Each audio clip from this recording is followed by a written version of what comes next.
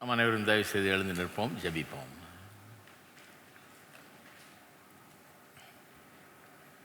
பரலோக பிதாவே, உம்மை துதிக்கிறோம், உம்மை ஸ்தோத்திரிக்கிறோம். இந்த ஜெப வேளைக்காக உமக்கு ஸ்தோத்திரம். ஜெபத்தை கேட்கிற தேவன் நீர், மறு உத்தரவு அளிக்கிற தேவன், கேட்கறதுக்கு முன்னாலேயே கொடுக்குற தேவன் நீர்.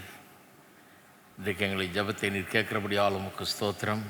ஜெபிக்க எங்களுக்கு கற்றுத்தாரும்.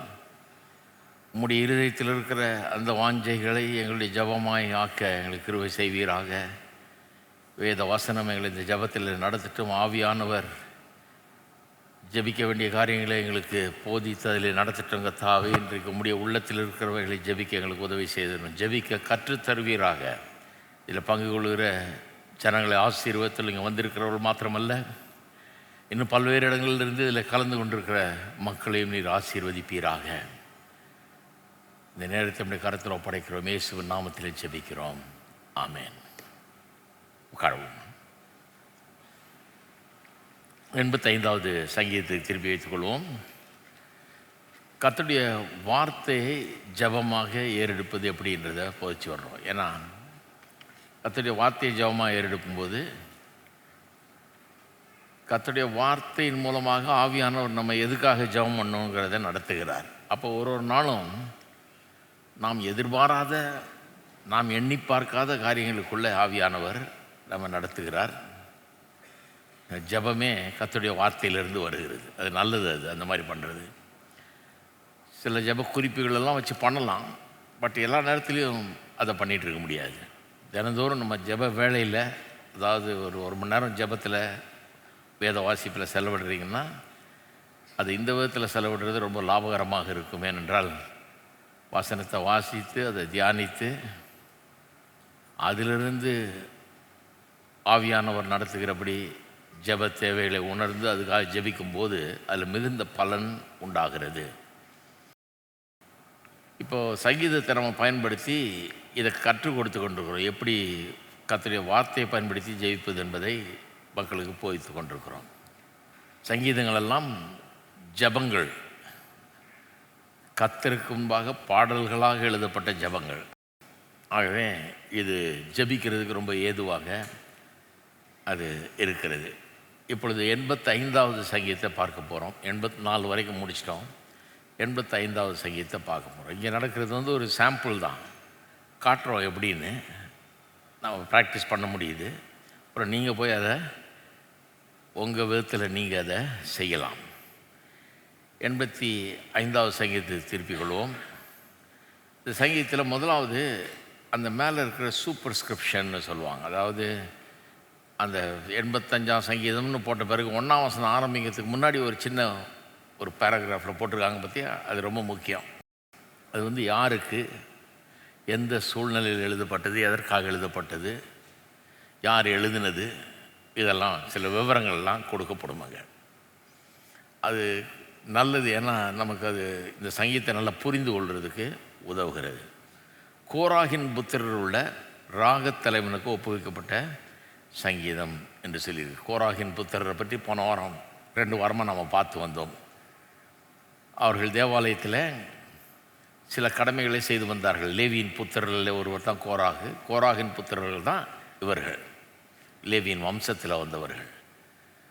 அவர்களுக்கு வேலை பிரித்து கொடுக்கப்பட்டது. அதில் நம்ம பார்த்தோம் 84ஆம் சங்கீதத்தில் இந்த கோராகு புத்திரர்களில் ஒரு சிலர் என்ன வேலை கொடுக்கப்பட்டது, வாசல் காக்கிறவர்களாக வேலையில் இருந்தாங்க. சின்ன வேலை, ரோடு பக்கம் நிற்கணும். வாசலில் தெற்கு, வடக்கு, கிழக்கு, மேற்குன்னு சொல்லி 4 திசைகள்லேயும் நிற்க வச்சாங்க. அப்போ அங்கே நின்று வாசல் காக்கிற வேலை. அந்த வாசல் காக்கிறவர்கள் சின்ன வேலையாக இருந்தாலும் தேவாலயத்தில் இருக்கிறது எவ்வளோ அருமையான ஒரு காரியம் அப்படின்றத பற்றி தங்களுக்கு கொடுக்கப்பட்ட அந்த வேலையை செய்வதிலே தங்களுடைய மகிழ்ச்சியை காட்டும்படியாக எழுதின சங்கீதம் தான் 84ஆம் சங்கீதம். அவர்கள் வெறும் வாசல் காக்கிறவர்கள் கிடையாது. கோராகின் புத்திரர் வெறும் வாசல் காக்கிறவர்கள் கிடையாது. அதில் சிலர் வாசல் காத்தாங்க. 84ஆம் சங்கீதம் வாசல் காக்கிறவர்கள் சங்கீதம்.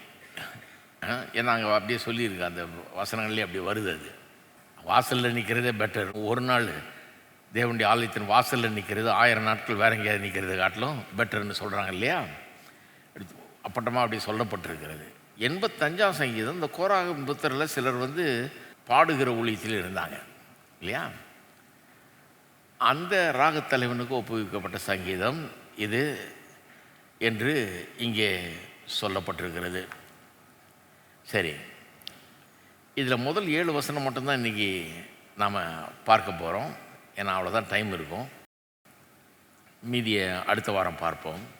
இந்த சங்கீதத்தினுடைய மொத்த கருத்து என்னவென்றால்,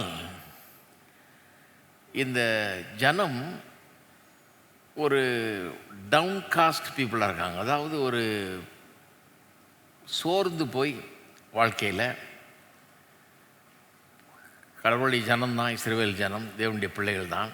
ஆனால் ஏதோ சில காரியங்கள் அவர்களுடைய வாழ்க்கையில் நடந்ததுனால சோர்வுற்று மனம் தளர்ந்து போய் இருக்கிற ஒரு நேரத்தில் அதையெல்லாம் போக்கி தங்களை மறுபடியும் தேவன் உயிர்ப்பித்து பலப்படுத்த வேணும்னு சொல்லி எழுதுகிற ஒரு சங்கீதம் இது. இது எந்த சூழ்நிலையில் எழுதப்பட்டதுங்கிறத தெளிவாக ஒன்றும் இங்கே சொல்லப்பட்டில்லை. ஆனால் சில இண்டிகேஷன்ஸ், சில அறிகுறிகள் இங்கே இருக்குது எந்த சூழ்நிலையில் எழுதப்பட்டிருக்கலாம் என்று. முதல் 3 வசனம் ஒரு பகுதி, 4லேருந்து 7 இன்னொரு பகுதி, அப்புறம் 8, 9 இன்னொரு பகுதி, 3வது பகுதி, 4வது பகுதியிலேருந்து 10லேருந்து 13 வரை. அப்படி தான் 4ஆக பிரிக்கலாம். அதை NIV இங்கிலீஷ் பைபிள் வச்சுருந்திங்கன்னா அதில் அப்படியே பிரிச்சிருக்கோம் பாருங்கள். அது மாதிரி பிரித்தே போட்டிருப்பாங்க. பேராகிராஃபுக்கு இடையே டபுள் ஸ்பேஸிங் விட்ருப்பாங்க, க்ளீனாக தெரியும். அது கொஞ்சம் ஹெல்ப். அது 4 பாகமாக அது பிரிக்கலாம். நீங்கள் முதல் 2 பாகம் மட்டும் பார்க்க போகிறோம். 1லேருந்து 3, அப்புறம் 4லேருந்து 7 வசனத்தை எல்லாம் பார்க்க போகிறோம். இப்போ இந்த 1லேருந்து 3 வசனத்தை பார்த்தீங்கன்னா எந்த சூழ்நிலையில் இது எழுதப்பட்டிருக்கலாம் என்கிறத பற்றி ஒரு லேசாக ஒரு இண்டிகேஷன் அங்கே இருக்குது. கர்த்தாவே, உமது தேசத்தின் மேல் பிரியம் வைத்து யாக்கோபின் சிறையிருப்பை திருப்பினீர். யாக்கோபின் சிறையிருப்பை திருப்பி. NIVயில் வாசிட்டு இருந்தீங்கன்னா கொஞ்சம் கன்ஃபியூஷன் ஆகும். ஏன்னா டிரான்ஸ்லேஷனில் இதுதான் பிரச்சனை. அதில் you have restored the good fortunes of your பீப்புள்னு இருக்கும். குட் ஃபார்ச்சூன்ஸ் ஆஃப் யுவர் பீப்புள்னு மொத்தம் கரெக்டு தான். ஆனால் சில காரியங்களுக்கு மிஸ் ஆகுது. நீங்கள் அதே போய் கிங் ஜேம்ஸ் வெர்ஷன்லேயோ அல்லது நியூ அமெரிக்கன் ஸ்டாண்டர்ட் பைபிள்லேயோ அல்லது யங்ஸ் லிட்ரல் டிரான்ஸ்லேஷன்லேயோ இன்னும் பல மொழிபெயர்ப்பில் வாசித்தீங்கன்னா, மெயினாக கிங் ஜேம்ஸ்லேயே எப்படி மொழிபெயர்க்கிறாங்கன்னா, you restored us from our captivity. என்னுடைய சிறை இருப்பை திருப்பினீர்னா வருது. தமிழில் சூப்பராக வந்திருக்குது, கரெக்டாக. தமிழில் ரொம்ப நிறைய டிரான்ஸ்லேஷன்ஸ் கிடையாது, அதனால் சிம்பிளாக முடிஞ்சது. சிறை இருப்பை திருப்பினீர். சிறை இருப்பை திருப்பினீர்ன உடனே எது நமக்கு ஞாபகம் வருது? இஸ்ரேல் மக்கள் பாபிலோனிய சிறை இருப்பில் கொண்டு போகப்பட்டார்கள் இல்லவா? 70 வருஷம் போய் அங்கே சிறை இருப்பில் இருந்தார்கள். இருந்து அங்கே அந்த சிறை இருப்பில் நடந்த காரியங்கள்லாம் தெரியும். அப்போ தான் தானியேல், சாத்ராக், மேஷாக், ஆபேத்நேகோ சம்பவங்கள்லாம் அங்கே தான் நடக்கிறது. சிறை இருப்புக்கு ஏன் போனாங்கன்னா, இவர்கள் கொஞ்ச காலமாக ரொம்ப கெட்டு போய் தேவனுக்கு விரோதமாக வாழ்ந்து கர்த்தரை மறந்து விக்கிரக ஆராதனை எல்லாம் பண்ணி இப்படி பல்வேறு மோசமான காரியங்களை தேவனுக்கு விரோதமாக பண்ணார்கள். சிறையிருப்புக்கு முன்னால் உள்ள தீர்க்கதரிசிகள், அதுக்கு முன்னால் தீர்க்கதரிசின்னு சொன்னவர்கள், பழைய ஏற்பாட்டில் 4 பெரிய தீர்க்கதரிசிகள், 12 சிறிய தீர்க்கதரிசிகள் இருக்கு இல்லையா புஸ்தகங்கள். அதில் சிறையிருப்புக்கு முன்பு தீர்க்க தரிசனம் சொன்னவர்கள், சிறையிருப்புக்கு பின்பு தீர்க்க தரிசனம் சொன்னவர்கள் 2ஆக பிரிக்கிறாங்க. அதை அப்புறம் சிறையிருப்பின் காலத்தில் தீர்க்க தரிசனம், தானியேல் போன்ற ஆட்கள் சிறையிருப்பின் காலத்திலே சொன்னார். இப்படி 2-3ஆக பிரிக்கிறாங்க. சிறையிருப்புக்கு முன்னால் சொன்ன தீர்க்க தரிசனம் சொல்லும் போது அவங்க தீர்க்க தரிசனம்லாம் பார்த்திங்கன்னா சிறையிருப்புக்கு முன்னால் சொன்னாங்கன்னு தெரிஞ்சால் தான் அது விளங்கும். அதனால தான் கொஞ்சம் படிக்கிறது நல்லது. சிறையிருப்புக்கு முன்னால் தீர்க்க தரிசனம் சொன்னவங்களுடைய தீர்க்க தரிசனம்லாம் பார்த்திங்கன்னா எப்படி சிறையிருப்புக்குள்ளே போக போகிறாங்கன்றதை சொல்லுவாங்க. நீ கர்த்தருக்கு கீழ்ப்படியாமல் முரட்டாட்டம் பண்ணி இஷ்டப்படி வாழ்ந்து விக்கிரக ஆராதனைலாம் பண்ணி இப்படிலாம் பண்ணுறதுனால கொள்ளை கொண்டு போகப்படுவீர்கள், இப்படியெல்லாம் நீங்கள் பிரச்சனைக்குள்ளாவீர்கள் என்பதை அந்த சிறையிருப்புக்கு முன்பு தீர்க்கதரிசனம் சொன்னவங்க எல்லாம் சொல்லிட்டு வந்தாங்க. ஆனால் இவங்க கேட்குற மாதிரி இல்லை. என்னத்தையும் தீர்க்கதரிசனம் சொல்கிறாரு, இது நடக்குமா அப்படிங்கிற மாதிரி தான் இருந்தாங்க.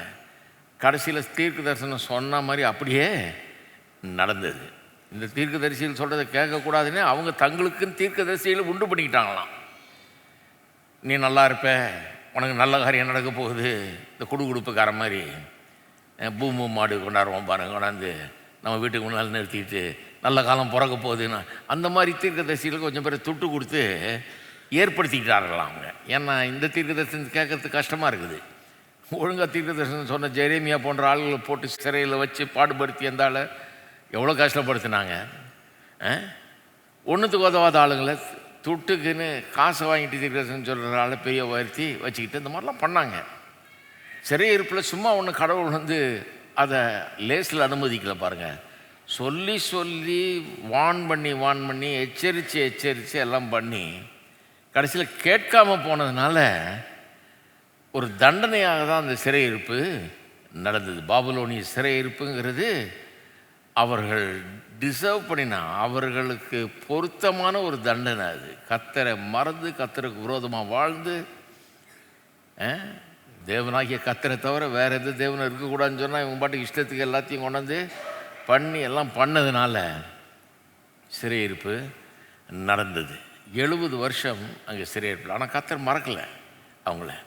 70 வருஷத்துக்கு பிறகு அவர்களை திரும்ப கொண்டு வர்றார் கர்த்தர். திரும்ப கொண்டு வந்து திரும்ப அவருடைய தேசத்துக்கே கொண்டு வர்றார். அதாவது 538வது வருஷம் சைரஸ் என்கிற ஒரு புதிய ராஜா வந்தான். பர்சியா சாம்ராஜ்யம் எழும்பி பாபிலோனிய சாம்ராஜ்யத்தை ஒழித்து பர்சியா ராஜா ஆள ஆரம்பித்தான். அவன் எல்லா தேசத்தையும் தனக்கு கீழே கொண்டாட ஆரம்பித்தான். பாபிலோன் காணாமல் போயிடுச்சு, பர்சியா எழும்பிடுச்சு. அப்பப்போ இந்த ராஜ்யங்கள் எழும்பி சைரஸ்னு ஒரு ராஜா, அவன் ராஜாவாய் வந்த உடனே கடவுள் அவன்கிட்ட பேசுகிறாரு. அவனே சொல்கிறான் பாருங்க, கர்த்தர் எனக்கு எத்தனையோ தேசங்களை கொடுத்துட்டாரு, இந்த ஜீவன் தேவன், அவன் ஆண்டவருடைய பிள்ளை இல்லை அவன். ஆனால் எப்படியும் இந்த ஆண்டவரை பற்றி தெரிஞ்சு வச்சுருக்கான் பாருங்கள். கடவுள் எனக்கு எத்தனையோ தேசங்களை கொடுத்துட்டாரு, என் கையிருப்பு கொண்டாந்துட்டாரு. அந்த கடவுளுக்கு நான் ஒன்று செய்யணும், அவர் செய்ய சொல்லியிருக்காரு. என்னன்னா இந்த எருசலேமை திரும்ப காட்ட சொல்கிறாரு. என்ன இந்த உலக பிரகாரமான ராஜா அவன் சொல்கிறான், எருசலேமை திரும்ப காட்ட சொல்கிறாரு. அதற்குரிய செலவையும் நான் பண்ண போகிறேன். இவங்க திரும்ப போய் பயணம் போய் இந்த ஜனங்க சிறையிருப்பில் வந்த ஜனங்க திரும்ப பத்திரமா போய் அங்கே சேர்ந்து அவங்க அங்கே வேலையெல்லாம் செஞ்சு அந்த இடிந்து போன சுவர்களையும் தேவாலயத்தையும் எல்லாத்தையும் புதுப்பித்து இந்த பட்டணத்தை கட்டி எழுப்பி சுதந்திரமாக அவங்க வாழ்கிறதுக்கு எல்லா ஏற்பாடும் பண்ண போகிறேன், ஏன் செலவில் பண்ண போகிறேன்னு வர்றான். எப்படி பாருங்க,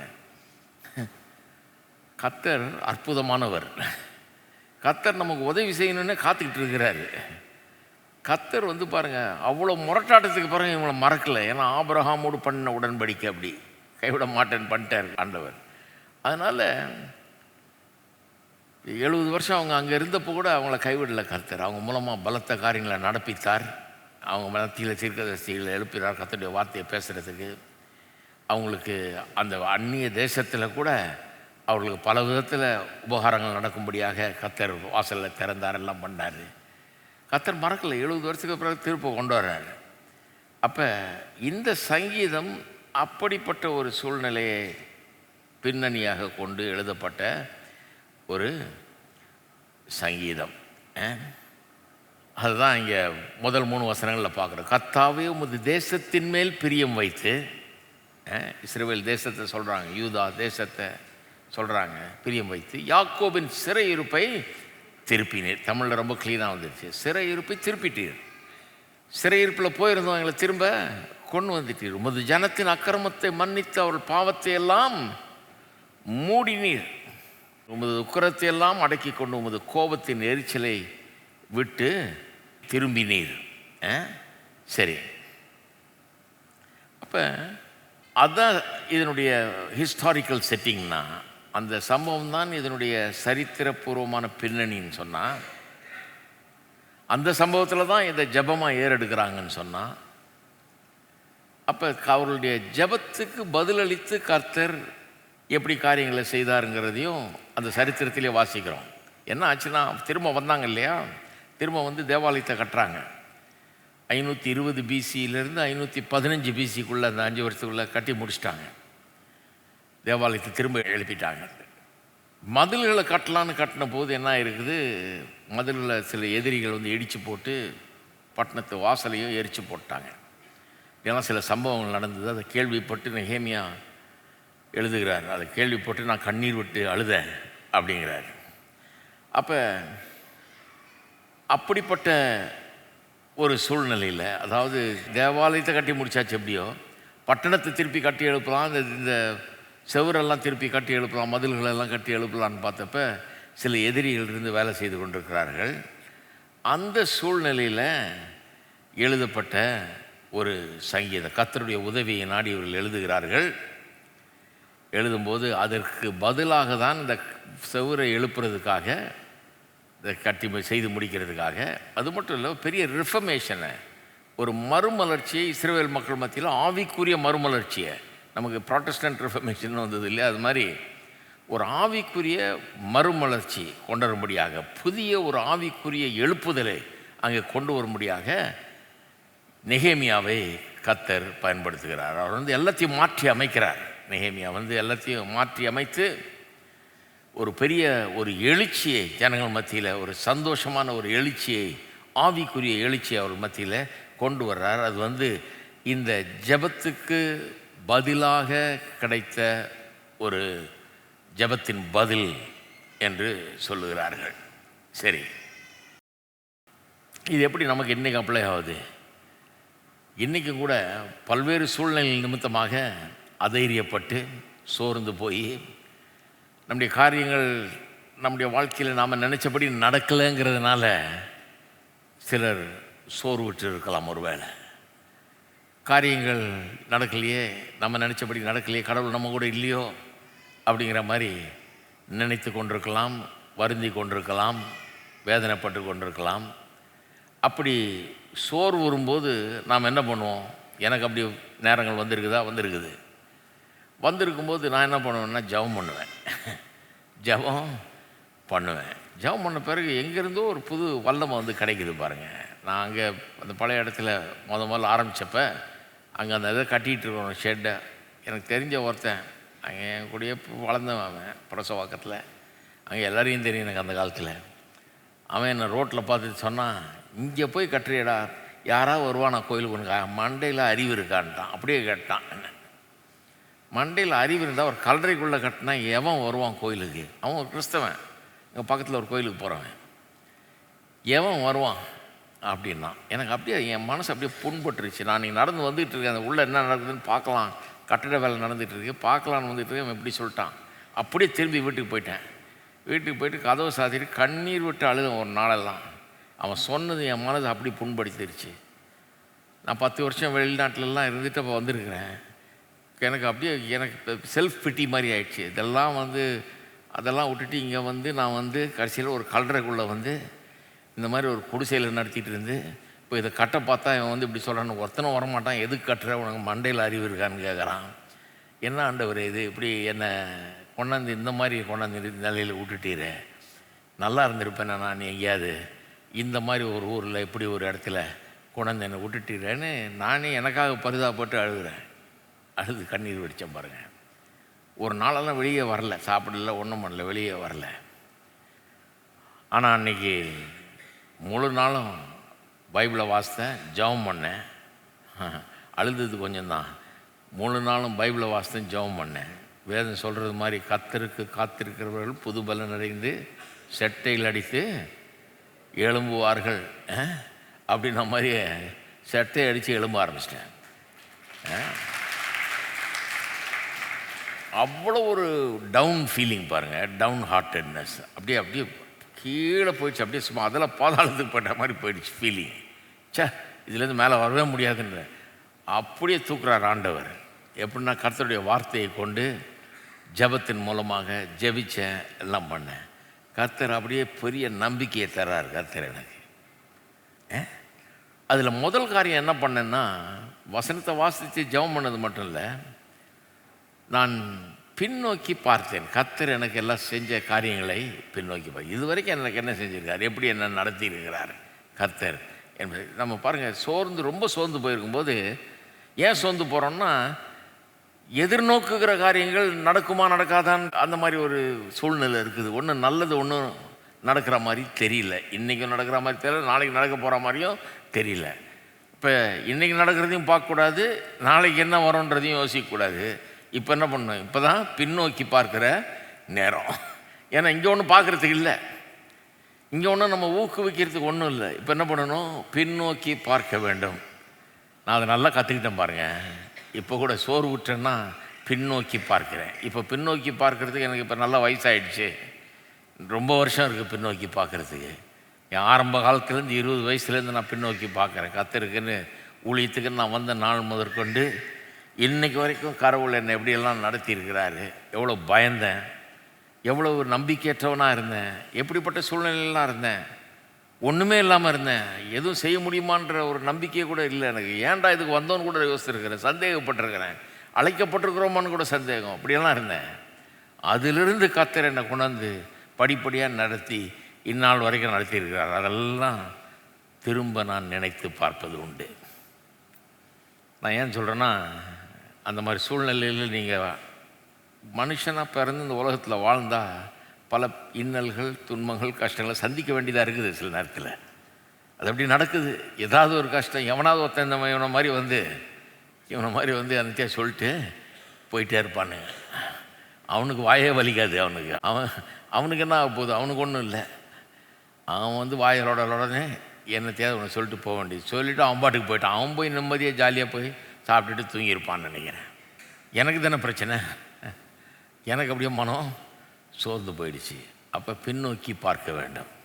பின்னோக்கி பார்த்தா நிறைய காரியங்கள் இருக்குது. ஆண்டவர் செய்த நன்மைகள் நிறையா இருக்குது, இவ்வளோ பண்ணியிருக்கிறார். ஆனால் அந்த எல்லா நன்மைகளை காட்டில் மிகப்பெரிய நன்மை எதுன்னா, இங்கே சொல்லியிருக்கு பாருங்கள். 1ஆம் வசனம் சொல்லுது, உமது தேசத்தின் மேல் பிரியம் வைத்து யாக்கோபின் சிறையிருப்பை திருப்பினீர். அதோடு சரி. அதுக்கப்புறம் இந்த தேசத்தை பற்றி, எருசலேமை பற்றி, தேவாலயத்தை பற்றி அதெல்லாம் ஒன்றும் பேசலை. சிறையிருப்பை திருப்பிட்டீர், எங்கள் தேசத்தின் மேலே பிரியம் வச்சு இப்போ சிறையிருப்பை திருப்பிட்டீர்னு சொல்லிட்டு மீதியெல்லாம் என்னத்தை பற்றி பேச பாருங்கள். உமது ஜனத்தின் அக்கிரமத்தை மன்னித்து அவர்கள் பாவத்தை எல்லாம் மூடினீர், உமது உக்கிரத்தை எல்லாம் அடக்கி கொண்டு உமது கோபத்தை நெரிச்சலை விட்டு திரும்பினீர். வேறு எதை பற்றியும் பேசலை. எருசலேம் பட்டணத்தை பற்றி பேசலை. இவன் மைண்டில் அதான் இருக்குது. பட்டணத்தை எப்படி கட்டுறது, என்ன பண்ணுறது, ஏது பண்ணுறதுன்னு தான் இருக்குது. அதெல்லாம் பற்றி பேசலை. என்னத்தை பற்றி இங்கே சொல்லியிருக்குது? அக்கிரமத்தை எல்லாம் மன்னித்து பாவத்தை எல்லாம் மூடி உக்கிரத்தை எல்லாம் அடக்கி கொண்டு கோபத்தை நெரிச்சலை விட்டு திரும்பினீர். 2 மேஜர் கிறிஸ்டியன் டாக்டரின் இதில் சொல்லப்பட்டிருக்கு. கிறிஸ்தவ உபதேசம் இங்கே கவராக இருக்குது. ஜனத்தின் அக்கிரமத்தை மன்னித்து பாவத்தை எல்லாம் மூடினீர்ன்றது வந்து பாவ நிவாரணம், அட்டோன்மெண்ட், த டாக்டரின் ஆஃப் அட்டோன்மெண்ட். அது பெரிய உபதேசம் இல்லையா? பாவ நிவாரண நாள்னு ஒன்று இருந்தது பழைய ஏற்பாட்டில். அந்த நாள்னு 2 ஆட்டுக்குட்டிகளை கொண்டு வந்து ஒன்றை பலியிட்டு அதனுடைய ரத்தத்தை சிந்தி உள்ள பரிசுத்த ஸ்தலத்தில் கொண்டு, மகா பரிசுத்த ஸ்தலத்தில் கொண்டு தெளிச்சு எல்லாம் பண்ணாங்க. இன்னொரு ஆட்டை போக்காடாக அதன் மீது கை வச்சு ஆசாரியன் ஜனங்களுடைய பாவத்தெல்லாம் அறிக்கையிட்டு கொண்டு போய் தூரத்தில் விட்டு, எப்படி இயேசுனுடைய பாவங்களை எல்லாம் கிழக்குக்கும் மேற்குக்கு எவ்வளோ தூரமோ அவ்வளோ தூரத்துக்கு கொண்டு போய் விடுறார், கண் காணாத தூரத்துக்கு திரும்ப வராதபடிக்கு கொண்டு போய் விடுறார் என்று காண்பிக்கிறதுக்காக அந்த ஆடு திரும்பி வந்துடாதபடிக்கு, பாதையை கண்டுபிடிச்சி வராதபடிக்கு அவ்வளோ தூரத்தில் கொண்டு போய் விட்டு வருவாங்களாம். இதுதான் பாவ நிவாரண நாளிலே நடந்தது. பாவ நிவாரண நாளில் அதுதான் நடந்தது. அதுதான் அட்டோன்மெண்ட். அப்படியே ட்ராமா மாதிரி பண்ணி காமிச்சாங்க பழைய ஏற்பாட்டில். அதைத்தான் இயேசு சிலுவையில் பண்ணார். அந்த போக்காடு மாதிரி நம்முடைய பாவங்களை கிழக்குக்கு மேற்கு எவ்வளோ தூரம் அவ்வளோ தூரம் கொண்டு போய் விட்டார். திரும்ப வராது, திரும்ப அது நினைவு கூறுவதில்லைன்ட்டார். அந்த மாதிரி பண்ணார். நம்முடைய பாவங்களுக்காக அதனுடைய தண்டனை ஏற்றுக்கொண்டு தேவனுடைய நீதியும் நிறைவேற்றினார், தேவனுடைய நீதியான கோரிக்கையும் நிறைவேற்றினார். அதுதான் 3ஆவது வசனம். உமது உக்கிரத்தை எல்லாம் அடக்கி கொண்டு உமது கோபத்தின் எரிச்சலை விட்டு திரும்பினீர். அது வந்து டாக்டரின் ஆஃப் ப்ரொபிசியேஷன் சொல்லுவாங்க இங்கிலீஷில். முதல்ல டாக்டரின் ஆஃப் அட்டோன்மெண்ட்டு, பாவ நிவாரண உபதேசம். 2வது வந்து டாக்டரின் ஆஃப் ப்ரொபிசியேஷன். ப்ரொபிசியேஷன்னா தமிழில் நான் நினைக்கிறேன் ரோமர் 3ஆம் அதிகாரத்தில் அது சொல்லப்பட்டிருக்கிறது. ப்ரொபிசியேஷன்னா அதாவது தேவனுடைய நியாயமான நீதியான கோரிக்கைகளை நிறைவேற்றுவது. தேவனுடைய நீதியான கோரிக்கையை நிறைவேற்றுவது, அதுதான் ப்ரொபிசியேஷன். அப்போ இங்கே பாருங்கள், 26ஆம் வசனம், 3ஆம் அதிகாரம், ரோமர் 3ஆம் அதிகாரம் 26ஆம் வசனம் பாருங்கள். கிறிஸ்து இயேசுவினுடைய இரத்தத்தை பற்றும் விசுவாசத்தினாலே பலிக்கும் கிருபாதார பலியாக அவரை ஏற்படுத்தினார். இந்த கிருபாதார பலின்னு இருக்கு பாருங்கள், அந்த கிருபாதார பலி தான் இந்த ப்ரொபிசியேஷன். இங்கிலீஷில் பார்த்தீங்கன்னா அது ப்ரொபிசியேஷன் வரும். இந்த கிருபாதார பலினா என்ன? அதாவது தேவன் சில நியாயங்களை வச்சிருக்கிறார், சில சட்டங்களை வச்சிருக்கிறார். பாவம் செய்கிற ஆத்மா சாகவே சாகும், பாவத்தின் சம்பளம் மரணம்ன்றது அவர் சொல்லிட்டார், பழைய ஏற்பாட்டிலே சொல்லிட்டார். ஏன் அந்த ஆடுகள் மாடுகள்லாம் கொண்டாங்க, பழைய காட்டில் பலியாக கொண்டாந்து கொண்டாங்க? ஏன்னா நம்முடைய பாவத்திற்கு ஒரு உயிர் கொடுக்கப்பட வேணும். ஏதேன் தோட்டத்திலே அதை காமிச்சிட்டாரு. ஆதாம் பாவம் செஞ்ச உடனே ஒரு மிருகத்தை கொண்டு தான் அவனுக்கு தோல் நாள் ஆடை உண்டு பண்ணியிருக்க வேணும். அங்கேயே காமிச்சிட்டார். அதை பாவம் செஞ்சால் அதுக்காக ஒரு எந்த பாவமும் மரியாதை ஒரு ஆள் யாராவது செத்து தான் ஆகணும். அதுதான் போதிச்சுது வேதம். இது எல்லாம் எதை காட்டுறது? இயேசு பாவம் அறியாத அவர் நம்முடைய பாவத்துக்காக எப்படி அவர் மரிப்பார் என்கிறத போதிக்கிறதுக்காக பழைய ஏற்பாட்டில் அப்படி காமிச்சாங்க. ஏன் மரிக்காமல் வேற வழி இல்லையா? இயேசு கல்வாரி சிலுவையில் செத்து ரத்தத்தை சிந்தாமல் வேற வழி இல்லையா நம்மளை ரட்சிக்கிறதுக்கு? இல்லையே. இருந்தால் பண்ணியிருப்பாரு. இல்லை, பாவத்தின் சம்பளம் மரணங்கிறது தேவனுடைய நியாயமான ஒரு கோரிக்கை, ரைச்சஸ் டிமாண்ட். அந்த டிமாண்டை நிறைவேற்றணும். அது நிறைவேற்றலைன்னா அவரே பொய்யராயிடுவார். அப்போ பாவத்தின் சம்பளம் மரணம்னு சொன்னது என்ன ஆகுறது? அவர் சொன்னது உண்மை இல்லைன்னு ஆகிடுது இல்லையா? அப்போ அவர் சொன்ன எதையுமே நம்ப முடியாது. இதை நம்ப முடியாதுன்னா எதையுமே நம்ப முடியாது. அதனால் நிறைவேற்றியே ஆகணும் அதை. அதனால தான் சிலுவையில் மரித்தார், சொந்த குமாரன் என்றும் பாராமல். ஏன்னா தான் வார்த்தையை நிறைவேற்றணுமே. அதனால தான் இவரை வார்த்தையின் தேவன்றோம். வார்த்தை மாறாதவர், அவர் சொன்ன நிறைவேற்றுவார். நான் ஏன் இன்றைக்கி அவ்வளோ உறுதியாக நம்புகிறேன்? தம்முடைய வார்த்தையை காப்பாற்றிக்கிறதுக்காக சொந்த குமாரன் என்றும் பாராமல், பாவத்தின் சம்பளம் மரணம்னு சொன்னதை காப்பாற்றிக்கிறதுக்காக சொந்த குமாரன்னு கூட பார்க்காம அவரை சிலுவையில் மரிக்க செய்தார், ஒப்பு கொடுத்தார். அவ்வளவு உண்மையானவர் இவர். அதனால தான் இன்றைக்கி அவர் சொல்கிற ஒரு வார்த்தையை நான் நம்புகிறேன் இல்லையா? அவருடைய நியாயமான கோரிக்கையை நிறைவேற்றினார். அப்போ தேவன் பாவத்தின் மேல் கோபமாக இருக்கிறார். பாவத்தின் மேலே கோபம். பாவம் தேவனுக்கு விரோதமான செயல். அந்த கோபத்தை தணிப்பது எது? பாவத்தின் சம்பளம் மரணம். பாவத்திற்கான தண்டனை கொடுக்கப்பட வேண்டும். அந்த தண்டனையை மனுஷனுக்கு கொடுத்தாருன்னா அவன் எப்படி ரட்சிக்கப்படுறது? அவன் செத்தாகணுமே. சாவு தானே அதுக்கு தண்டனை. அவன் செத்துட்டான்னா அப்புறம் எப்படி ரட்சிக்கப்படுறது? முடியாது. அதனால தான் அவனை காப்பாற்றிட்டு அவனுக்கு பதிலாக தன்னுடைய குமாரனை கொடுத்தார். த ப்ரொபிசியேஷன். தேவனுடைய நியாயமான நிபந்தனைகளை நிறைவேற்றும்படியாக கொடுக்கப்பட்ட பலிதான் இயேசு கிறிஸ்து. இந்த ரெண்டு டாக்டர் என்ன அருமையாக அந்த ரெண்டு வசனங்கள் சொல்லுது பாருங்கள். உமது ஜனத்தின் அக்கிரமத்தை மன்னித்து அவர் பாவத்தை மூடினீர், பாவ நிவாரணம். அப்படியே அந்த பாவ நிவாரண காட்சியை யோசித்து பாருங்கள். உமது உக்கிரத்தை எல்லாம் அடக்கி கொண்டு கோபத்தின் எரிச்சலை விட்டு திரும்பினீர். எப்படி கோபம் போச்சு? எப்படி கோபத்தின் எரிச்சல் போச்சு? எப்படி இந்த பாவிகளை மன்னிக்க முடியுது, ஏறெடுத்து பார்க்க முடியுது? இந்த பொல்லாத பாவிகள் தேவனை எவ்வளோ நன்மை செஞ்சிருக்கிறாரு, நன்றி இல்லாத இருந்தார்கள். இந்த பொல்லாத பாவிகள் சாக தகுதி உள்ளவர்கள், அவர்களை திரும்ப ஏறெடுத்து எப்படி பார்க்க முடிஞ்சது? அதுக்கு தான் கிருபாதார பலி. அந்த கோபத்தை தணிக்கிறது தான் கல்வாரி சிலுவையில். இயேசு அன்னைக்கு சிலுவையில் மரித்தாரோ அன்னைக்கு தேவனுடைய கோபத்தை அவருடைய மரணத்தின் மூலமாக தணித்தார். அவர் சொல்லிட்டார், நான் பே பண்ணிட்டேன் அதுக்கு ப்ரைஸை, கிரயத்தை நான் செலுத்திட்டேன், அவருடைய பாவத்துக்கான சம்பளம் மரணம், அதை நான் ஏற்றுக்கொண்டுட்டேன். அப்படி சொன்ன பிறகு தான் கர்த்தர் நம்ம ஏறெடுத்து பார்க்க முடிந்தது, நமக்கு தயவு காட்ட முடிந்தது. என்ன அழகாக சொல்லுது பாருங்கள். இதில் நோட் பண்ண வேண்டியது என்னன்னா, சிறையிருப்பை திருப்பிட்டாரா, நான் அதை பற்றி ஒன்றும் பெருசாக பேசலை. எப்படி பாவம் மன்னிக்கப்பட்டது, எப்படி அவருடைய கோபத்தை விட்டு திரும்பினார் கர்த்தர் அப்படின்றத ரொம்ப பெருசாக பேசுகிறது. அப்போ நான் சொல்லுகிறேன், தேசத்தில் வந்து இந்த பாலும் தேனும் ஓடுற தேசத்தில் பாலையும் தேனையும் சாப்பிட்டு குடியிருந்து அதில் நிலங்கள் விளைஞ்சி நல்லா சாப்பிட்டு அதெல்லாம் இருக்கட்டும். ஆனால் அதெல்லாம் இது இல்லைன்னா அதெல்லாம் வராது. எது இல்லைன்னா, பாவ மன்னிப்பு இல்லைன்னா, தேவனுடைய கோபம் நம்ம விட்டு திரும்பலைன்னா பாலும் தேனும் ஓடுற தேசத்துக்குள்ளே போக முடியாது, அந்த தேசத்தின் ஆசீர்வாதங்களை அனுபவிக்க முடியாது, அதன் நன்மைகளை சாப்பிட முடியாது, நிம்மதியாக இருக்க முடியாது. அதனால தான் அதை பெருசாக்கலை. இது வந்தால் தான் இதன் மூலமாக தான் அது வரணும். அதனால தான் இதை பெருசாக்கி இருக்குது. எதை?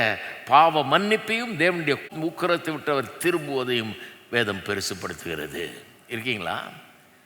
ஏன் இதை சொல்கிறேன்னா, நம்ம கூட என்ன நினைக்கிறோம், நமக்கு தனிப்பட்ட விதையில் சில காரியங்கள் நடக்கலைன்னா, நாம் நினச்சது நடக்கலைன்னா, நமக்கு சில பொருளாதாரத்திலையோ அல்லது மற்ற காரியங்கள்லையோ சில காரியங்கள் நான் நினச்சபடி எனக்கு நினச்ச அன்னைக்கு நடக்கலைன்னா, நம்ம என்ன பண்ணுறோம், கர்த்தர் நம்மளை கைவிட்டார் அப்படின்னு தீர்மானிச்சிடுறோம்.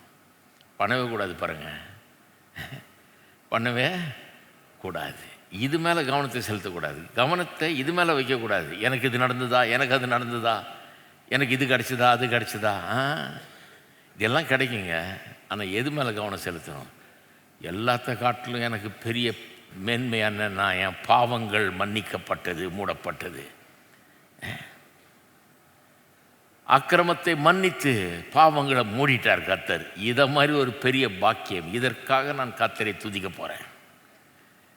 அவருடைய கோபம், அவருடைய உக்கிரம், எரிச்சல் எல்லாத்தையும் விட்டு அவர் திரும்பி விட்டார். என் மேலே அவர் கோபமாக இல்லை, என் மீது தயவோடு அவர் பார்க்கிறார். இதுதான் என் வாழ்க்கையில் பெரிய சொத்து. இது இருக்கிறதுனால தான் நல்லா இருக்க முடியுது.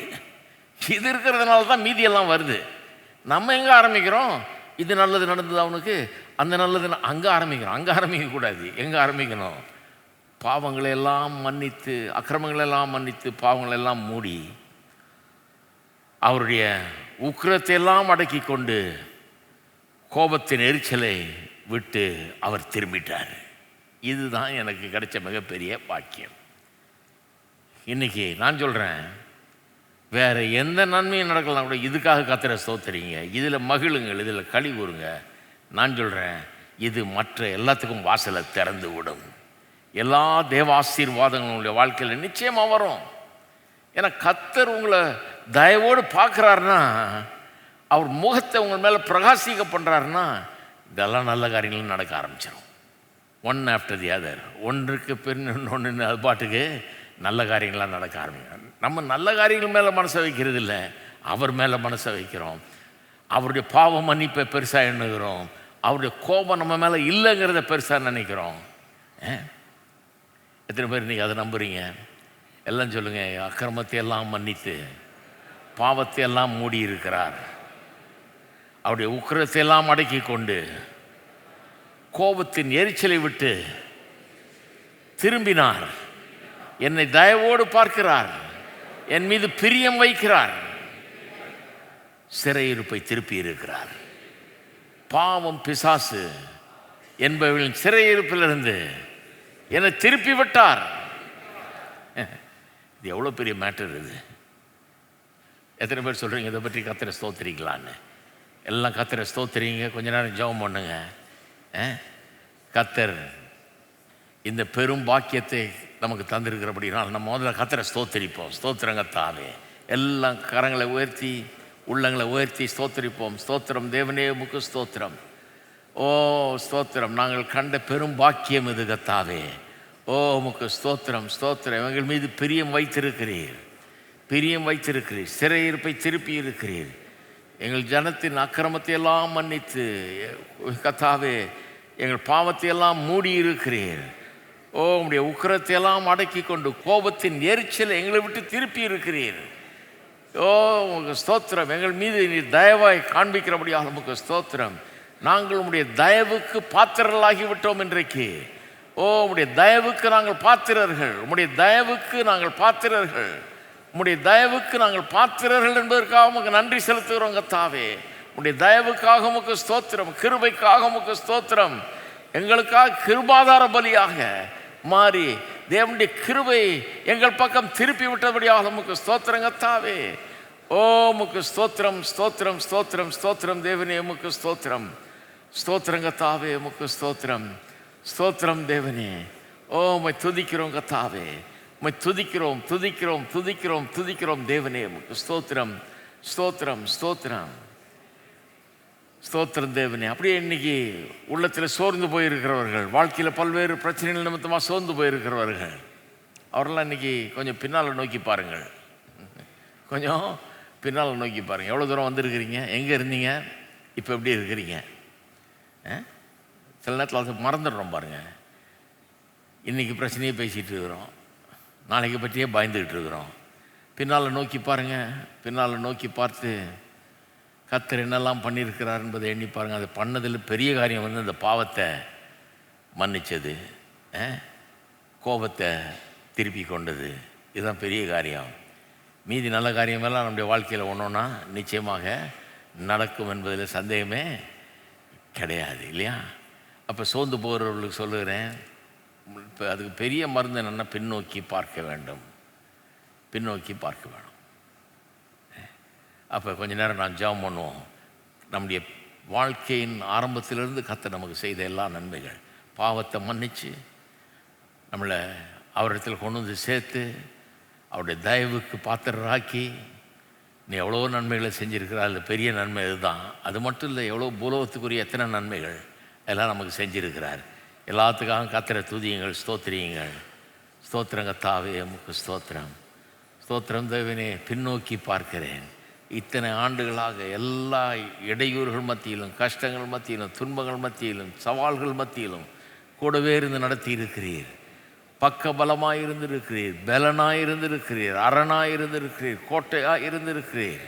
ஓ பாவத்தை எல்லாம் மன்னித்து, அக்கிரமத்தை எல்லாம் விட்டு நீக்கி, உடைய கோபத்தை இடத்திலிருந்து திருப்பி கொண்டு, உடைய தயவினால் என்னை கர்த்தாவே நீர் ஆசீர்வதித்திருக்கிறபடியாக உமக்கு ஸ்தோத்திரம் கர்த்தாவே. அது என் வாழ்க்கையில் பல்வேறு இடங்களிலே, பல்வேறு நேரங்களிலே, பல்வேறு விதங்களிலே நான் காண முடிகிறது. உமக்கு ஸ்தோத்திரம். ஆவியில், ஆத்மாவில், சரீரத்தில், குடும்பத்தில், என்னுடைய பொருளாதாரத்தில், என்னுடைய கையின் பிரயாசத்தில் எல்லாவற்றிலும் உடைய தயவு இருக்கிறதை நான் காண்கிறேனே, அதற்காக உமக்கு ஸ்தோத்திரம். உடைய தயவுக்காக உமக்கு ஸ்தோத்திரம். தேவ தயவுக்காக உமக்கு ஸ்தோத்திரம் கர்த்தாவே. தேவ தயவு, தேவ கிருபைக்காக உமக்கு ஸ்தோத்திரம். என் வாழ்க்கையில் இருக்கிற தேவ தயவு, தேவ ஆசீர்வாதங்களுக்காக உமக்கு ஸ்தோத்திரம் தேவனே. ஸ்தோத்திரம் ஸ்தோத்திரம் ஸ்தோத்திரம் ஸ்தோத்திரம் கர்த்தாவே, ஸ்தோத்திரம் கர்த்தாவே. ஓ உமக்கு ஸ்தோத்திரம் ஸ்தோத்திரம். இன்றைக்கு சோர்ந்து போயிருக்கிற மக்களுக்காக ஜெபிக்கிறோம்.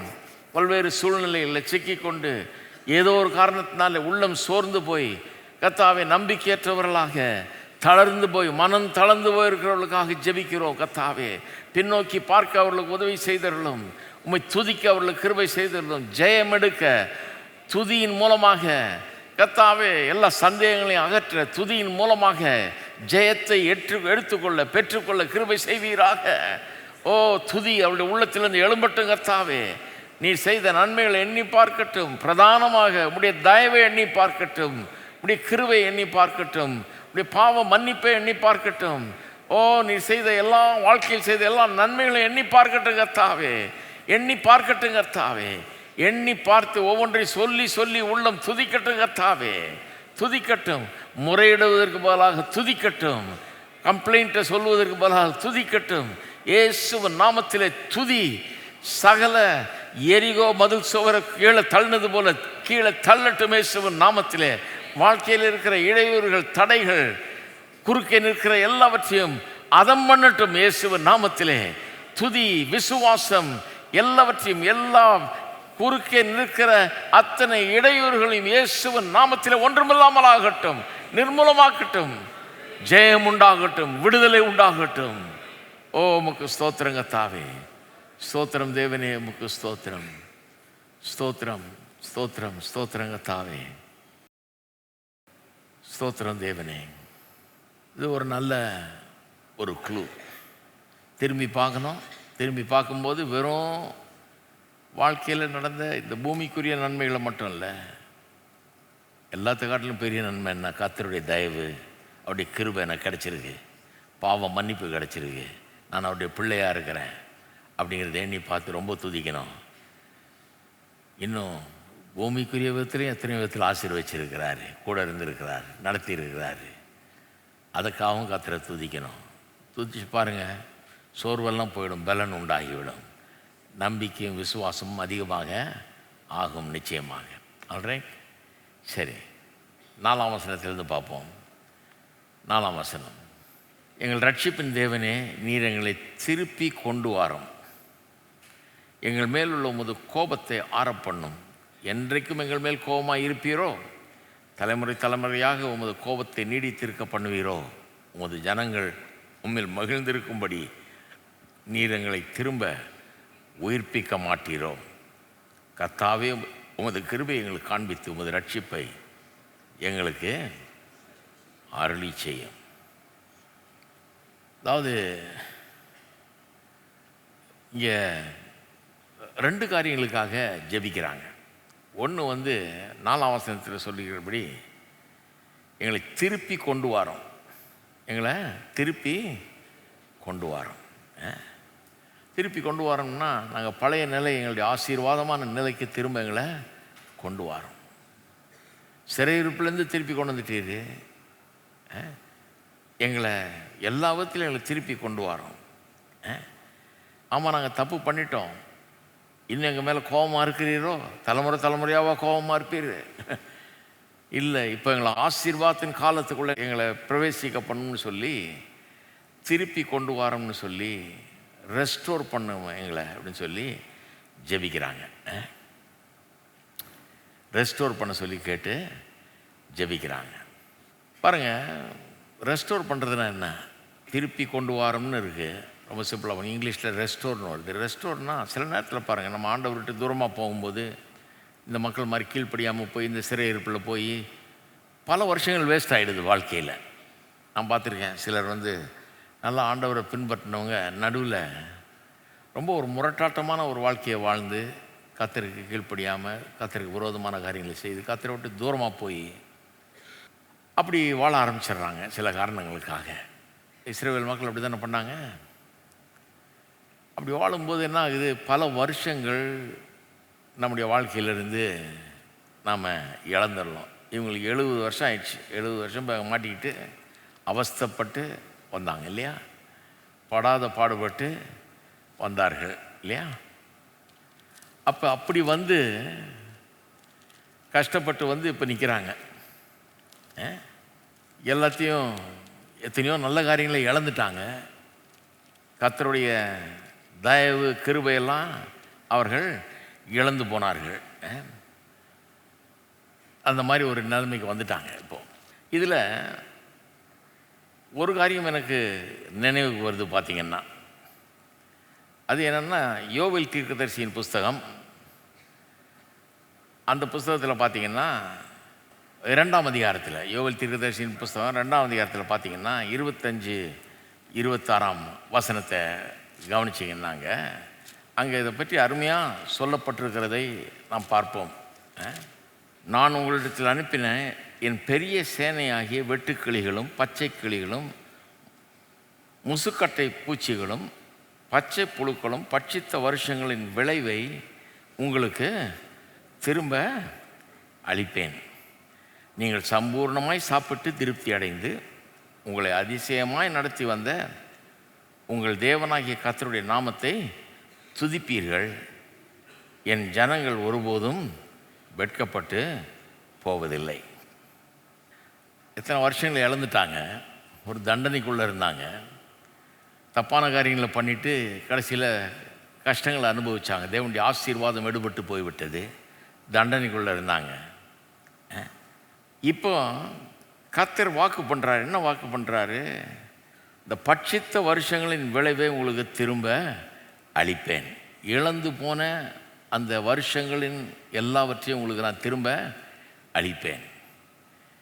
எத்தனையோ வருஷங்கள்ட அதனுடைய காரியங்களெல்லாம் இழந்திருந்தா கூட கர்த்தர் சொல்கிறார், என்ன பண்ணுறாரு? திரும்ப அளிப்பேன்றார். கர்த்தரை மாதிரி ரெஸ்டோர் பண்ணுறவர் இந்த உலகத்தில் யாரும் கிடையாது. கர்த்தர் நம்முடைய வாழ்க்கைக்குள்ளே அவர் கிரியை செய்யும்போது, நம்மளை ரெஸ்டோர் பண்ணும்போது, இந்த இழந்து போன அந்த வருஷங்களில் நம்ம இழந்தோம் பாருங்கள். எத்தனை வருஷத்தை இழந்துட்டோம், எவ்வளோ எனர்ஜி இழந்துட்டோம், எவ்வளோ முயற்சிகளை வீணாக்கிட்டோம், எவ்வளோ காலங்களை வீணாக்கிட்டோம், போச்சே அப்படின்னு நினைக்கிறோம். கர்த்தர் சொல்கிறாரு, என் கிருபையும் கூட இருந்தால் எத்தனையோ வருஷத்தை இழந்திருப்பேன், அதை கொஞ்சம் நாட்களில் திருப்ப முடியும். கர்த்தருடைய ஆசீர்வாதம் பாருங்கள். எத்தனையோ வருஷத்தில் சம்பாதிக்கிறத சில மாதங்களில் சம்பாதிக்க கூட கர்த்தர் கிருபை செய்வார். இழப்பை பற்றி பெருசாக லேமெண்ட் பண்ணக்கூடாது, புலம்பக்கூடாது. இழந்திருக்கலாம், ஆனால் ரெஸ்டோரேஷனை நம்ப வேண்டும். கர்த்தர் எல்லாத்தையும் திருப்பி கொடுப்பார் என்பதை நம்ப வேண்டும். நான் நம்புகிறேன், திருப்பி கொடுப்பார் என்பதை நம்ப வேண்டும். கர்த்தரால் முடியும், கர்த்தரால் கூடாத காரியம் ஒன்றுமே கிடையாது. அப்படி திருப்பி கொடுக்கும்போது என்ன ஆகும்? சம்பூர்ணமாய் சாப்பிட்டு திருப்தி அடைந்து உங்களை அதிசயமாய் நடத்தி வந்த உங்கள் தேவனாகிய கர்த்தருடைய நாமத்தை துதிப்பீர்கள். என் ஜனங்கள் ஒருபோதும் வெட்கப்பட்டு போவதில்லை. என்ன அருமையான வார்த்தைகள் பாருங்கள். சம்பூர்ணமாக சாப்பிட்டு திருப்தியாக இருப்பீங்களாம். ஏன்னா எந்த குறையும் இருக்காது. இஸ்ரவேல் ஜனங்களுக்கு அப்படி தானே பண்ணார். 400 வருஷம் அடிமைகளாக இருந்தாங்க. எத்தனை வருஷம் போச்சு, எத்தனை தலைமுறை கஷ்டப்பட்டாச்சு. அடி உத வாங்கி அடிமைகளாக வேலை செஞ்சு கூலி கூட கொடுக்காமல் வேலை வாங்கினாங்க. ஆனால் அந்த ஒரு தலைமுறை வெளியே வந்தாங்களா, அந்த தலைமுறையினருக்கு அவ்வளோத்தையும் சேர்த்து மூட்டை மூட்டையாக வெள்ளியும் பொண்ணையும் வாங்கி கொடுத்தாரு கர்த்தர். அரியர்ஸ் எல்லாம் மொத்தமாக கலெக்ட் பண்ணி கொடுத்தார். சம்பூர்ணமாய் சாப்பிட்டு திருப்தி அடைவீர்கள். எத்தனை பேர் நம்புறீங்க சம்பூர்ணமாக சாப்பிட்டு திருப்தி? உங்களை அதிசயமாய் நடத்தி வந்த தேவனை நீங்கள் துதிப்பீர்கள். எத்தனை பேர் சொல்கிறீங்க அதிசயமாய் கர்த்தர் உங்களை நடத்தி வந்திருக்கிறாருன்னு? அதிசயமாக நடத்தியிருக்காரா? நான் அருமையான வார்த்தைகள் பாருங்கள். நான் இதை ஒவ்வொரு நாளும் யோசித்து பார்க்குறேன். கர்த்தர் அதிசயமாய் நடத்தி வர்றாரு. ஒருபோதும் என் ஜனங்கள் வெட்கப்பட்டு போவதில்லை என்றார். ஒருபோதும். நம்புங்க, அதை அப்படியே நம்புங்க. இவர் வாக்கு மாறாத தேவன். என் ஜனங்கள் ஒருபோதும் வெட்கப்பட்டு போவது கிடையாது. ரொம்ப கடினமான சூழ்நிலையில் இதை நம்பணும். நான் ஒருபோதும் வெட்கப்பட்டு போவதில்லை. நான் கர்த்தருடைய ஜனம், நான் ஒருபோதும் வெட்கப்பட்டு போவது கிடையாது. இதெல்லாம் வாழ்க்கையில் ஒரு அஸ்திபாரமாக இருக்கணும். இதெல்லாம் நம்முடைய நம்பிக்கை நங்கூரமாக இருக்க வேண்டும். இழந்து போனவெல்லாம் திருப்பி தருவார் கர்த்தர். சம்பூர்ணமாக சாப்பிட்டு திருப்தியாக இருப்பேன். நான் அதிசயமாக நடத்துகிறவர் அவர். அவரை துதிப்பேன். நான் ஒருபோதும் வெட்கப்பட்டு போவதே கிடையாது. அதான் ரெஸ்டோரேஷன். எத்தனை பேர் நம்புறீங்க கர்த்தர் அப்படி ரெஸ்டோர் பண்ணுவார், உங்கள் வாழ்க்கையை ரெஸ்டோர் பண்ணுவார் நம்புறீங்களா? நான் நம்புகிறேன். அது மட்டும் இல்லை, ரிவைவர்ஸ் அகைன்னு சொல்கிறாங்க. 85ஆம் சங்கீதத்தில் பார்த்தீங்கன்னா 6ஆம் வசனம் பாருங்கள். உமது ஜனங்கள் உங்கள் மகிழ்ந்திருக்கும்படி நீர் எங்களை திரும்ப உயிர்ப்பிக்க மாட்டீரோ? ரிவைவர்ஸ் அகைன். எப்படி ரிவைவ் பண்ணுறது? ரிவைவ்னா என்னன்னா செத்ததை உயிர்ப்பிக்கிறது. அதான் தமிழில் உயிர்ப்பிக்க மாட்டீரோன்னு மொழிபெயர்த்திருக்கிறாங்க. இந்த இங்கிலீஷில் ரிவைவல் மீட்டிங்னு சொல்லியே அதனுடைய அர்த்தத்தை கெடுத்தாச்சு. நம்ம என்ன நினைக்கிறோம், ரிவைவல் மீட்டிங்னா விசேஷ பிரசங்கியார் ஒருத்தர் வர போகிறாரு, சர்ச்சில் ரிவைவல் நடக்குது. Revival meeting. ரிவைவல்னா என்ன தெரியுமா? சர்ச்சு செத்து கிடக்குது, எல்லாம் வர்றவங்கெல்லாம் செத்த கிறிஸ்தவர்களாக இருக்கிறாங்க, இவங்களை ரிவைவ் பண்ணுறதுக்கான வேலை நடக்குதுன்னு அர்த்தம். யாரும் கேட்க விரும்ப மாட்டாங்க. இதை தான் உண்மையான அர்த்தம். உயிர்ப்பிக்க வேணும். இவங்களை செத்து கிடக்கிறாங்க, இவங்களை உயிர்ப்பிப்பது அவசியமாக இருக்கிறது. அதுதான் ரிவைவல். அப்போ ரிவைவல் இன்றைக்கி தேவை. ஏன்னா நிறைய பேர் பாருங்கள் இன்றைக்கு செத்தவர்களாக இருக்கிறாங்க. நம்ம நாட்டிலையும் சரி உலகம் முழுக்கும் சரி, கிறிஸ்தவர்களை சொல்கிறேன், பேருக்கு கிறிஸ்தவர்களாக இருக்கிறாங்க, ஆனால் ஆவிக்குரிய ஜீவன் இல்லை, செத்த நிலையில் இருக்கிறாங்க. உங்கள் அக்கிரமங்களும் பாவங்களும் செத்து கிடந்தீர்கள் அப்படின்றார். செத்து கிடக்கிறோன்னா சாவுன்னா பைபிள் எப்படி போதிக்குது? சாவை உயிர் போயிடுச்சு, விழுந்துட்டான், அவ்வளோதான், இனிமேல் ஒன்றும் பண்ண முடியாது, அப்படி போதிக்கல. சாவுன்னா சரீர பிரகாரம் சாவு வர்றதுக்கு பதிலாக எல்லா விதமான சாவும் வருது. தரித்திரம் ஒரு சாவு, வியாதியே ஒரு சாவு, பயம் ஒரு சாவு, குடும்ப பிரச்சனைகள், புருஷன் மனைவியும் சமாதானமாக இருக்க முடியாத ஒரு சாவு. சாவு எத்தனை விதத்தில் வருது பாருங்கள். அதனால தான் சொன்னார், இந்த விளக்கப்பட்ட கனியை புசிக்கிற நாள்லேயே சாகவே சாவாயினார். சாகலையே 900 வருஷத்துக்கு மேலே உயிரோடு இருந்தான். அதுக்கப்புறம் இருந்து என்ன பிரயோஜனம்? 900 வருஷம் வேதனையின் வருஷம். தரித்திரம், நோய், குடும்ப பிரச்சனை எல்லாம் வந்துருச்சுங்க. அப்புறம் 900 வருஷம் இருந்த செத்தவனாக கிடக்கிறான். அதனால தான் எபேசியர் 2:1 சொல்லுது, பாவத்தில் அக்கிரமத்தில் செத்தவர்களாக இருந்தீர்கள். அப்போ உங்கள் மாம்சத்தின் இச்சையின்படி நடந்து, இந்த உலகத்தில் பாவத்தில் கிடக்கிற மக்களுக்குள்ள கிரியை செய்கிற ஆவிக்கேற்றபடி நடந்து, அதாவது பிசாசின் ஆவியானவர் பிசாசின் ஆவி ஏவுகிறபடிலாம் நடந்து, மாம்சத்தின்படி நடந்து, மனம் விரும்பினவர்களை செய்து. அப்போ ஆவிக்குரிய இப்படி செத்துருக்கீங்கன்னா அவன் செத்து போயிட்டான், உயிர் போயிடுச்சுன்னு அர்த்தம். நிறைய செஞ்சுக்கிட்டு இருக்கிறான், மாம்சத்தின்படி ஜீவிக்கிறான், மனம் போன போக்கின்படி வாழ்கிறான், அதையும் எதையும் பண்ணுறான், அங்கே ஓடுறான் இங்கே ஓடுறான், அதை பண்ணுறான் இதை பண்ணுறான். Is very active. எதில்? பாவத்தில் வெரி ஆக்டிவ். கடவுளை குறித்து வரும்போது செத்தவனாக இருக்கிறான். கடவுளை குறித்து எந்த அறிவும் இல்லை, அவரோட எந்த கனெக்ஷனும் இல்லை. கடவுளை பொறுத்தவரையும் when it comes to God he is dead, when it comes to the world and sin he is alive. அதுதாங்க. அப்போ அவங்க அதை உணர்றாங்க. பாவம் செஞ்சு கத்தரை விட்டு தூரம் போயிட்டோம், எங்களெல்லாம் உயிர்ப்பிக்க மாட்டீரோ, எங்களுக்கு அந்த பழைய மகிழ்ச்சி வேணும், எங்களுக்கு பாடல் வேணும், துதி வேணும், நாங்கள் மகிழ்ந்திருக்கும்படி, உமது ஜனங்கள் உம்மில் மகிழ்ந்திருக்கும்படி நீர் எங்களை திரும்ப உயிர்ப்பிக்க மாட்டீரோ.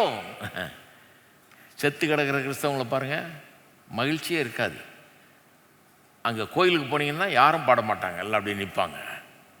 என்னென்னா கோயர் பாடி முடிக்கிட்டுன்னு வெயிட் பண்ணிட்டு இருப்பாங்க, முன்னு இருப்பாங்க. பிரசங்கியார் பிரசங்கம் பண்ணும்போது முன்னு உட்காந்துருப்பாங்க, டைம் பார்த்துக்குவாங்க. சீக்கிரம் முடிப்பாரா இன்றைக்கி என்ன வர ரொம்ப நேரம் ஆகுதே.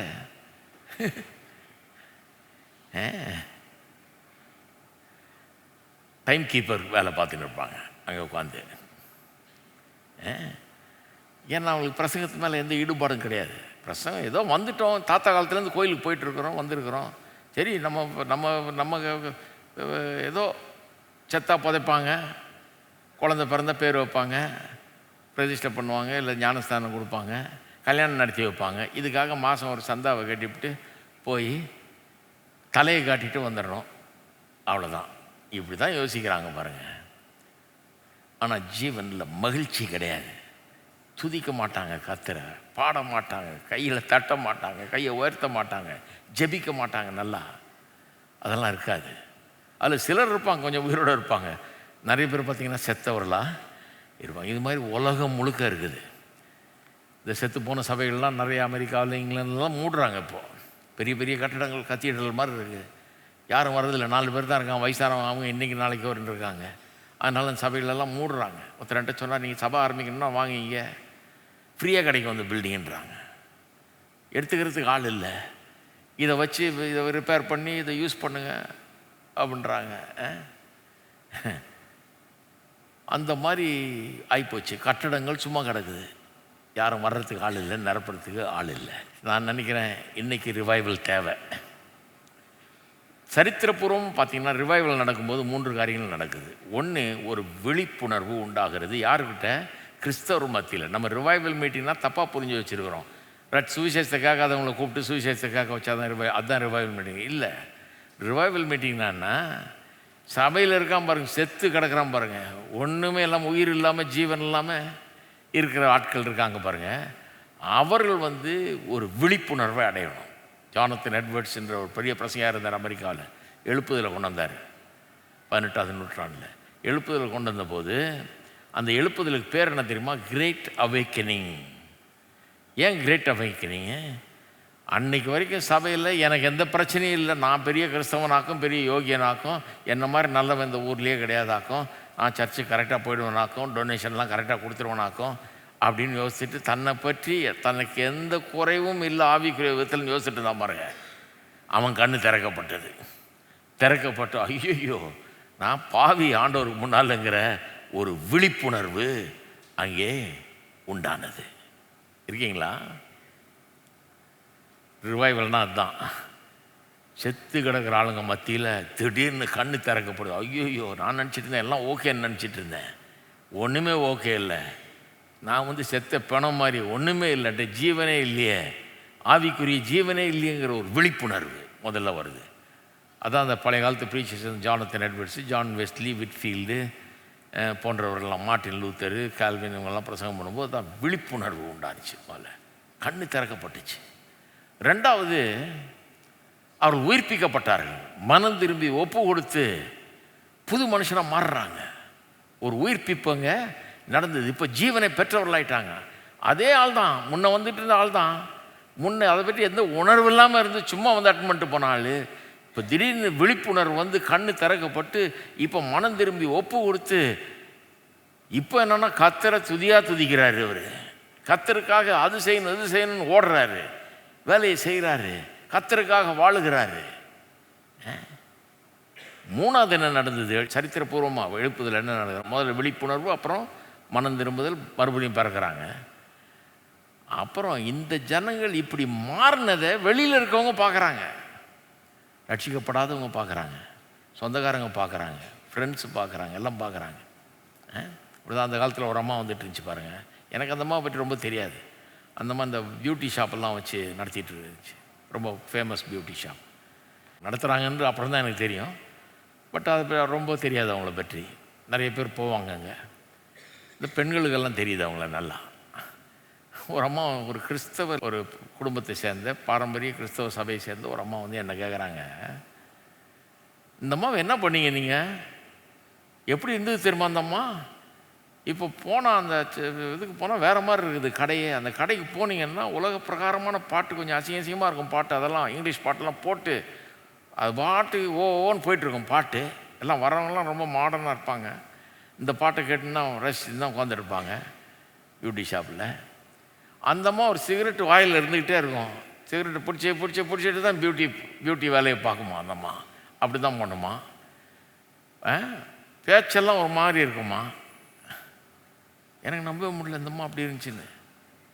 என்ன பண்ணீங்க அந்தம்மா இப்படி மாறிடுச்சே அப்படின்னா, நான் ஒன்றுமே பண்ணலைங்க, எப்படி வந்ததுன்னே தெரில எனக்கு. அந்தம்மா இப்போ தான் நீங்கள் சொல்லி தான் நான் கேள்விப்படுறேன், எப்படி வந்ததுன்னு தெரியலையே அப்படின்னு. ஐயோ, எங்களுக்கு எவ்வளோ காலமாக தெரியும், நான் அங்கே தான் போயிட்டுருக்கிறேன். இப்போ போனால் அந்த மாதிரி என்ன பண்ணுதான், பாட்டை போட்டுட்டு, கிறிஸ்டியன் பாட்டெல்லாம் போட்டுட்டு, அழகழகான பாட்டெல்லாம் போட்டுட்டு நீட்டாக பேசுது, நல்லா பேசுது, ஒழுக்கமாக. அது மட்டும் இல்லை, எனக்கு ஆண்டவரை பற்றி சொல்லுது, அது நீ ரட்சிக்கப்படணும்னு சொல்லுது என்ன அப்படின்னு. நான் எத்தனை தலைமுறையாக கிறிஸ்தவனாக இருக்கேன், என்ன சொல்லிட்டு இருக்குது நீ ரட்சிக்கப்படு.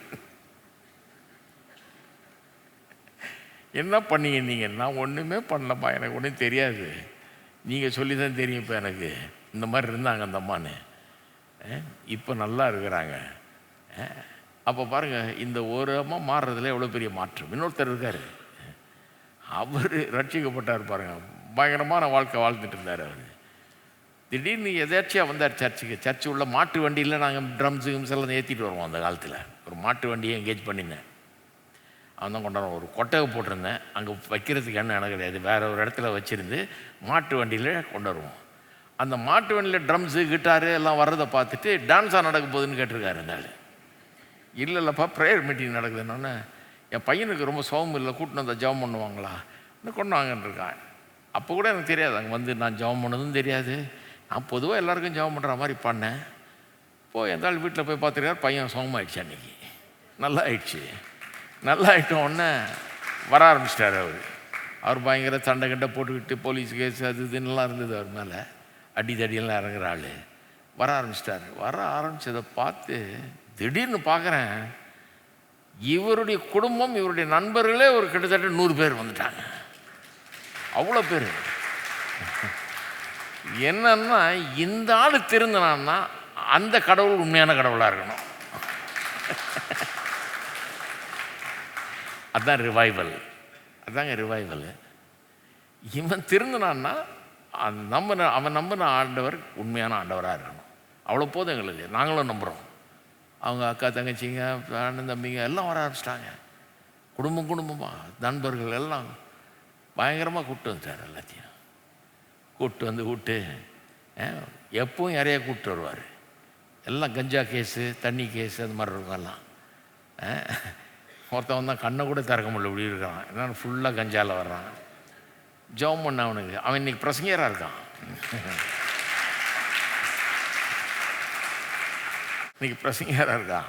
அந்த ஓலைக்கோட்டைக்குள்ளே வச்சு ஜெபம் பண்ணி இந்த கஞ்சாவை ஒழிக்கிறதுக்கு அவனுக்கு நான் பண்ணதே வழங்கியிருக்காது அன்றைக்கி. ஆனால் கத்தருக்கு வழங்கியிருக்குது. அந்த சங்கிலி முறிஞ்சு இன்றைக்கி நல்ல பிரசங்கராக இருக்கிறார். அப்போ அந்த ஆளும் பிரசங்கராக இருக்கார் இன்றைக்கி. யார்? இவங்கெல்லாம் கூப்பிட்டு வந்து வரும். அப்போ எப்படி கத்தர் வேலை செய்கிறார்? அதுதான் ரிவைவல். எத்தனை பேர் நம்புறீங்க இந்த ரிவைவல் உலகம் முழுக்க நீங்கள் நடக்கணும், எல்லா சபைகளிலும் நடக்கணும்? செத்தவங்கன்னு யாரும் இருக்கவே கூடாது சபையில். செத்தவங்கன்னு யாரும் இருக்கவே கூடாது. உயிர் பெறணும், எல்லாம் உயிர்ப்பிக்கப்படணும். இவங்க உயிர்ப்பிக்கப்பட்டதை பார்த்து இவர்களுக்குள்ளே ஏற்படுகிற மாற்றத்தை பார்த்து மற்றவங்க அப்படியே போல் வந்து மொய்க்கணும், உள்ளே வந்து நுழையணும். அடிச்சு பிடிச்சி உள்ள இடமே இருக்கக்கூடாது, அந்த அளவுக்கு வந்து நுழையணும் உள்ள. இந்த ஆண்டவரை பற்றி கேட்கறதுக்கு, இவர்கிட்ட வர்றதுக்கு, இந்த நன்மைகளை பெறுவதற்கு, இப்படி மாற்றப்படுவதற்காக ஜனங்கள் வடக்கு தெற்கு கிழக்கு மேற்குன்னு எல்லா திசைகளிலிருந்து 8 திசைகளிலிருந்தும் ஓடி வர வேண்டும். வந்துக்க எப்படிப்பட்ட ரிவைவல் அது? அதுதான் ரிவைவலுங்க. முதல்ல சர்ச்சில் ஆரம்பிக்கணும், உள்ளே இருக்கிற செத்த ஆளுகள்கிட்ட ஆரம்பித்து அதன் மூலமாக வெளியே இருக்கிற ஆட்கள் தானாக இழுக்கப்படுவார்கள். எத்தனை பேர் நம்புறீங்க அந்த மாதிரி ரிவைவல்? நான் அதை அனுபவிச்சிருக்கிறேன் பாருங்கள். அப்போ சில நேரத்தில் அது வந்து ஒரு நதி மாதிரி ஓடும். அந்த ரிவைவல் வந்து ஒரு பெரிய வெள்ளம் போல் பெருக்கெடுத்து ஓடுவதெல்லாம் பார்த்துருக்கேன் நான். கட கட கட கடன்னு திடீர்னு நடக்கும். கர்த்தர் பயங்கரமாக அசைவாடுவார். அப்பேற்பட்ட ஒரு எழுப்புதல் இந்த தேசம் காண வேண்டும், இந்த பூமி காண வேண்டும் என்பதுதான் என்னுடைய வாஞ்சை. ஆமென். நம்முடைய ஒவ்வொருவருடைய வாஞ்சையாக இருக்கணும். எல்லோரும் எழுந்து நின்று ஜெயிப்போம். எல்லோரும் எழுந்து நிற்போம். கொஞ்ச நேரம் நல்லா சத்தத்தை உயர்த்தி நாம் ஜெபிப்போம். உயிர்ப்பிக்கிற வல்லமை, தேவனுடைய உயிர்ப்பிக்கிற வல்லமை ஜனங்களை உயிர்ப்பிக்கட்டும். செத்தவர்கள்னு ஒருத்தர் இருக்கக்கூடாது. செத்த கிறிஸ்தவன் யாரும் இருக்கவே கூடாது. அவர்களுக்கு சுவிசேஷம் செல்ல வேண்டும், அவர்களை உயிர்ப்பிக்க வேணும், கண்ணு திறக்கப்படணும், அவேக்கனிங் உண்டாகணும், ஒரு விழிப்புணர்வு உண்டாக வேணும், மனம் திரும்புதல் உண்டாக வேணும், மாறுதல் உண்டாக வேணும். எல்லோரும் ஜெயிப்போம். பரலோக தகப்பனே ஸ்தோத்திரம் ஸ்தோத்திரம்.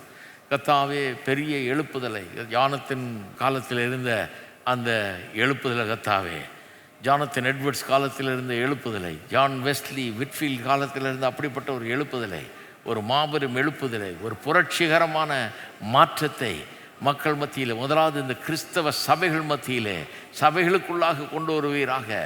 ஒரு பெரிய விழிப்புணர்வு கர்த்தாவே, விழிப்புணர்வு வசனத்தின் மூலமாக, பிரசங்கிக்கப்படுகிற வார்த்தைகள் மூலமாக உண்டாகட்டும் கர்த்தாவே, உண்டாகட்டும். இந்த தேசம் முழுவதும் அப்படிப்பட்ட ஒரு விழிப்புணர்வை அனுபவிக்கட்டும். எல்லா டினாமினேஷன்லையும், எல்லா சபைகளிலையும் இது உண்டாகட்டும் கர்த்தாவே. ஆவிக்குரியபடி செத்து கிடக்கிறவர்கள் உயிர்ப்பிக்கப்பட்டு பலனடையட்டும், மனம் திரும்பட்டும், மண்டையில் திரும்பட்டும், ஒரு புதிய பரவசம் உண்டாகட்டும். ஜனங்களும் துதிக்கிறதை இந்த உலகம் காணட்டும் கர்த்தாவே, மாறுகிறதை பார்க்கட்டும். பெரிய பிரமாதமான மாற்றங்கள், எடுத்துக்காட்டான மாற்றங்கள் அவர்களுக்குள்ள உண்டாகிறத மற்ற ஜனங்கள் காணட்டும். மற்றவர்கள் சுண்டி இழுக்கப்படட்டும் கர்த்தாவே. இழுக்கப்படட்டும், மற்றவர்கள் இழுத்து கொண்டு வரப்படட்டும் கர்த்தாவே. இவர்களுக்குள்ளே ஏற்படுகிற மாற்றம் மற்றவர்களை கொண்டு வரட்டும், இங்கே கொண்டு வந்து சேர்க்கட்டும் கர்த்தாவே, கொண்டு வந்து சேர்க்கட்டும். சபைகளுக்குள்ளாக வந்து சேர்க்கட்டும் கர்த்தாவே. சபைகள் நிறைந்து வழியட்டும். உலகம் முழுவதும் இப்படி ஒரு காரியம் நடக்க தேவரீர் உதவுவீராக. ஸ்தோத்திரம். எங்களை உயிர்ப்பிக்கிற தேவன், உயிர்ப்பிக்கிற தேவன், உயிர்ப்பிப்பீராக, உயிர்ப்பிப்பீராக. உமக்கு ஸ்தோத்திரம் கர்த்தாவே, ஸ்தோத்திரம் ஸ்தோத்திரம். நம்முடைய சபைக்காக ஜெபிப்போம். இங்கே பிரசங்கம் பண்ணுகிற காரியங்கள், நாம் பேசுகிற வார்த்தைகள் வல்லமையாய் புறப்பட்டு செல்லட்டும். பல்லாயிரக்கணக்கான மக்களை தொட்டு விடுதலை ஆக்கட்டும். பெரிய ஒரு கிரியை இதன் மூலமாய் நடக்கட்டும். உமக்கு ஸ்தோத்திரம். எங்களுடைய சபைக்காக விசேஷமாய் ஜெபிக்கிறோம் கர்த்தாவே. உடைய ஆவியை ஊற்றுவீராக, வல்லமையாய் உடைய ஆவியை ஊற்றுவீராக. உடைய வார்த்தை வல்லமையாய் புறப்பட்டு செல்லட்டும். கடின உள்ளங்கள் உருகட்டும் கர்த்தாவே. இயேசுவின் நாமத்திலே பெரிய மாற்றங்கள் ஏற்படட்டும். புரட்சிகரமான மாற்றங்கள் இயேசுவின் நாமத்திலே ஏற்படட்டும். உமக்கு ஸ்தோத்திரம் ஸ்தோத்திரம் ஸ்தோத்திரம் கர்த்தாவே. வார்த்தையின் வல்லமை மக்கள் உணரட்டும். வார்த்தை ஜனங்களை மாற்றுவதை காணட்டும் கர்த்தாவே. இந்த உலகம் காணட்டும்.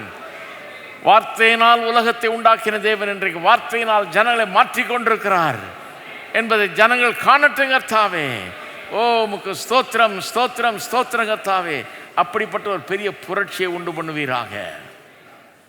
ஒரு பெரிய புரட்சியை நாங்கள் காண எங்களுக்கு உதவி செய்வீராக. உமக்கு ஸ்தோத்திரம் ஸ்தோத்திரம் ஸ்தோத்திரம் கர்த்தாவே. ஸ்தோத்திரம் ஸ்தோத்திரம் ஸ்தோத்திரம் தேவனே, உமக்கு ஸ்தோத்திரம் கர்த்தாவே. எங்களோடு இருந்து இன்றைக்கி இந்த ஜபத்தில் நடத்தினபடியால் உமக்கு ஸ்தோத்திரம்.